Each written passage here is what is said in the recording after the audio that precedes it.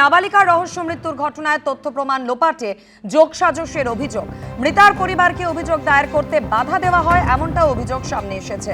বাঁকুড়ার ওন্দায় গ্রেফতার গত বিধানসভা ভোটের তৃণমূল প্রার্থী সুব্রত দত্ত।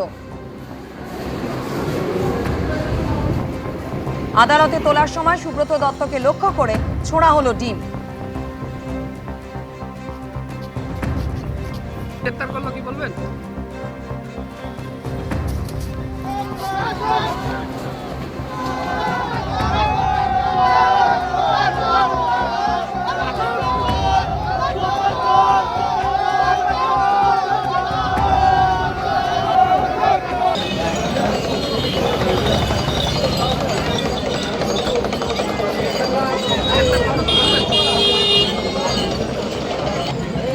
নাবালিকার রহস্য মৃত্যুর ঘটনায় তথ্য প্রমাণ লোপাটে যোগসাজশের অভিযোগ।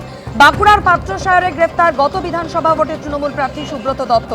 আজ আদালতে তোলার সময় সুব্রত দত্তকে লক্ষ্য করে ছোড়া হলো ডিম, দেওয়া হলো চোর চোর স্লোগান।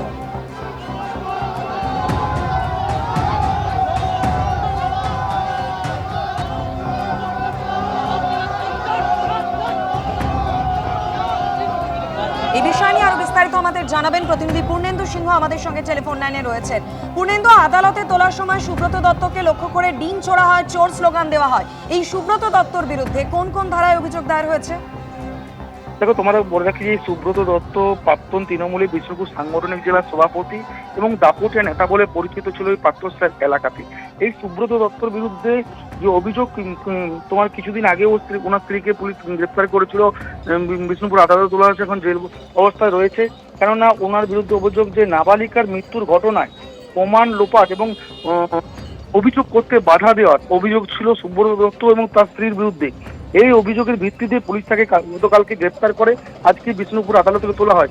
সেই সময় যে এতদিন ধরে যারা অত্যাচারিত ছিল সাধারণ মানুষজন, তাকে দেখে স্লোগান ছুড়ে এবং স্লোগান দেয় এবং ডিম ছুড়ে বলে দাবি।